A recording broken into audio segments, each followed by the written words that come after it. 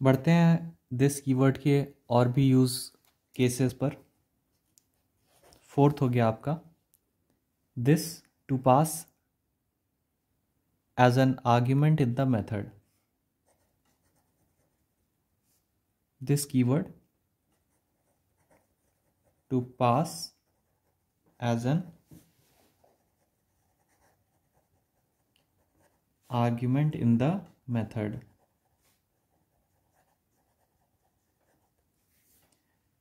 The this keyword can also be passed as an argument in the method. It is mainly used for event handling. तो एक इसका example देख लेते हैं हम इवेंट हैंडलिंग का। क्लास सपोज आपका S2 है, एक आपका मेथड है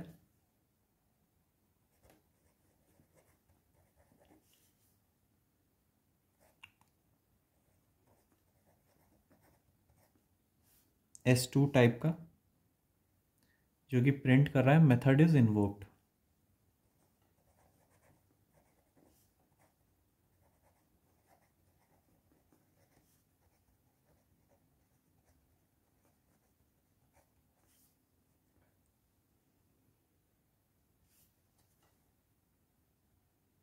एक और मेथड है आपका void p जो कि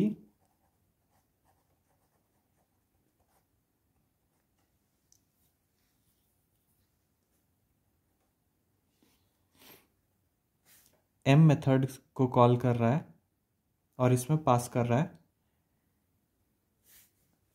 क्लास की वैल्यू। क्लास को क्लोज कर देते हैं।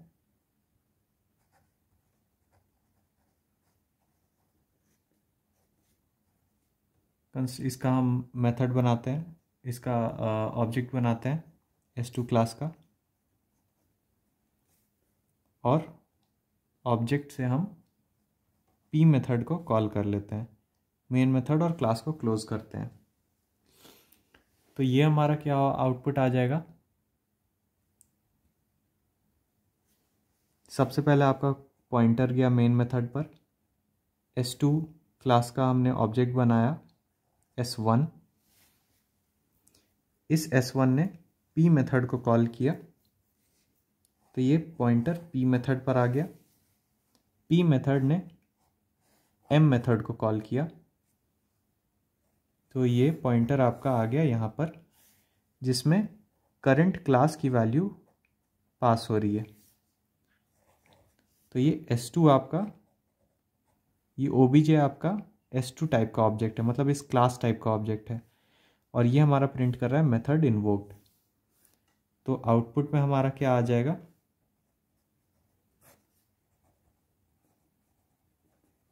Method invoked.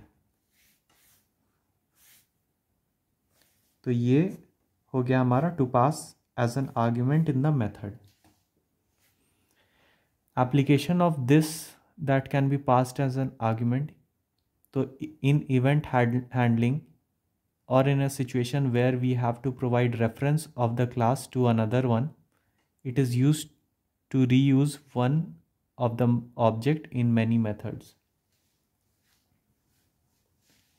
तो अगर हमें किसी क्लास का रेफरेंस किसी और क्लास में देना हो तो हम इस दिस कीवर्ड को यूज़ कर सकते हैं।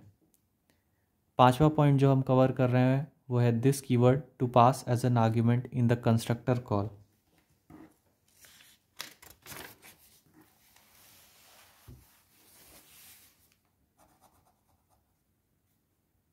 This to pass as an argument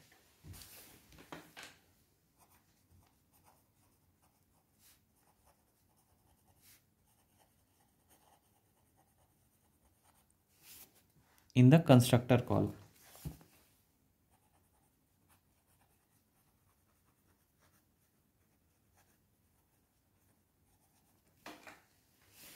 We can pass the this keyword in the constructor also. It is useful if we have to use one object in multiple classes. तो इसका एक example हम देख लेते हैं। सपोज आपका एक class B है,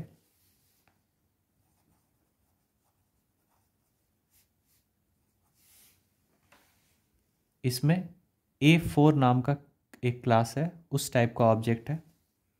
तो एक ऑब्जेक्ट है आपका A4 टाइप का जिसका नाम है obj।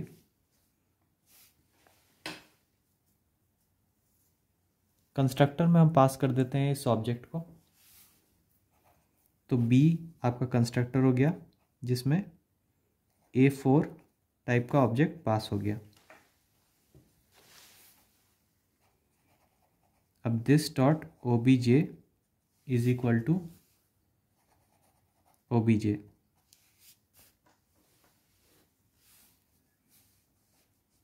तो ये जो आपका इंस्टेंस वेरिएबल था, इसमें हमने इस पैरामीटर की वैल्यू को पास कर दिया है। डिस्प्ले कर लेते हैं, वॉइड डिस्प्ले, प्रिंट कर लेते हैं इस ऑब्जेक्ट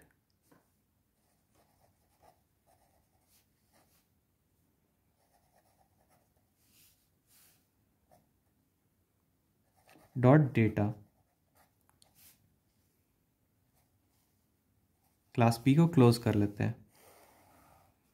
अब आपका एक क्लास ए है। ये डेटा मैं बताऊंगा अभी कि कैसे आया है। अब आप सपोज करिए कि आपका एक क्लास है A4 जिसमें डेटा मेंबर्स है int data is equal to 10। A4 का एक कंस्ट्रक्टर बना लेते हैं, डिफ़ॉल्ट कंस्ट्रक्टर, जिसमें हम कॉल कर रहे हैं B को, न्यू B। और B के कंस्ट्रक्टर में किस टाइप का ऑब्जेक्ट चाहिए? A4 टाइप का। तो इसमें हम पास करते हैं दिस।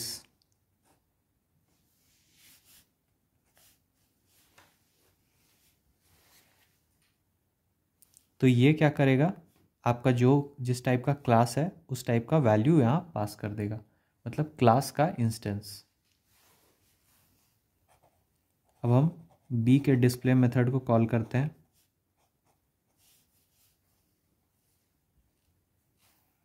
कंस्ट्रक्टर को क्लोज कर देते हैं।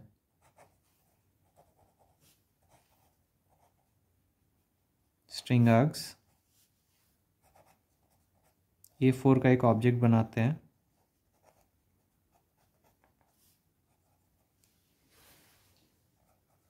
मेन मेथड और क्लास को क्लोज कर देते हैं। अब हम इसका एग्जांपल देख लेते हैं कि ये हमारा हुआ क्या है। तो सबसे पहले आपका एग्जीक्यूशन स्टार्ट होगा मेन मेथड से। ये नीचे आया, A4 टाइप का एक ऑब्जेक्ट, A4 क्लास का एक ऑब्जेक्ट बना देगा ये, जिसका नाम होगा A। तो अब यहाँ पर हमारा क्या हो रहा है, ये हमारा ऑब्जेक्ट बन गया A।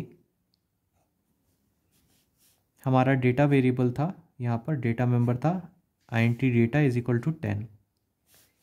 और हमने कंस्ट्रक्टर में क्या किया है कि B की वैल्यू को, B का एक क्लास बना लिया है जिसमें हमें चाहिए था एक A4 टाइप का ऑब्जेक्ट। तो ये हमारा A4 क्लास बना हुआ था, तो हमने इससे दिस कीवर्ड बोल के कॉल कर लिया है। अब क्या करना है, हमें B डॉट डिस्प्ले यानी B का मेथड डिस्प्ले को कॉल करना है, जो कि हमारा obj डॉट डेटा प्रिंट कर रहा है। डेटा हमारा हो गया 10। तो ये आपका आउटपुट आ जाएगा 10।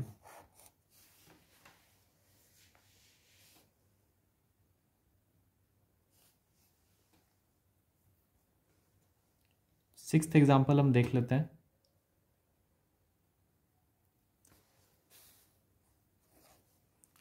This keyword can be used to return current class instance.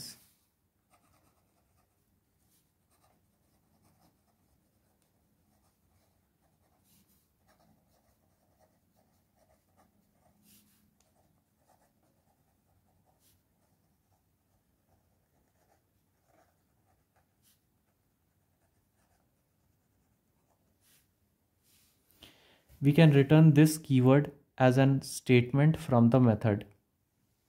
In such cases, return type of the method must be the class type. तो एक एग्जांपल हम देख लेते हैं। सपोज आपका एक क्लास A है,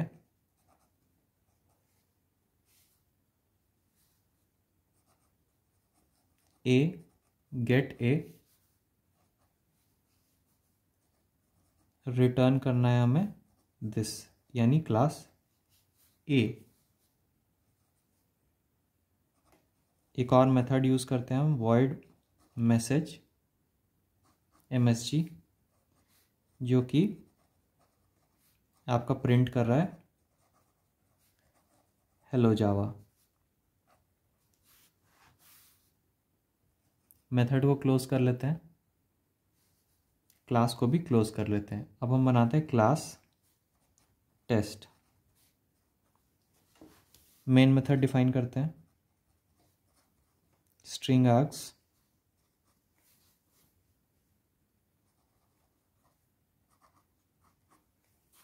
एनोनिमस ऑब्जेक्ट बनाते हैं क्लास ए का, और गेट ए मेथड को हम कॉल कर लेते हैं।